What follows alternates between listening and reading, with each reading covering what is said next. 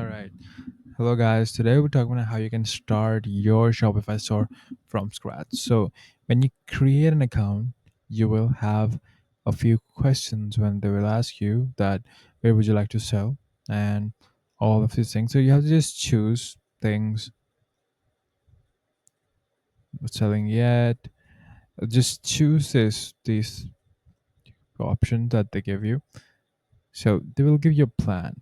Now, for the beginners, what you have to do is you have to get the basic one, but for $1, so they can have their you can have a trial for a month and try if your product works.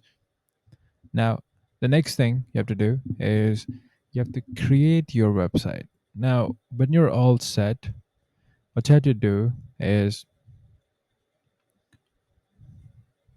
you have to find your products. You can find your products by going to different extensions where they have different products, and then you can market them and have the so you will have design your store, customize your domain, naming your store, and reviewing your shipping rates and everything. Now, the next thing is you also have to add your apps. Now, apps are basically the for your customer support, for your Shopify website designing, and the where you can get your products and everything else. So that is pretty much it. If you do these steps, you can create your store from scratch.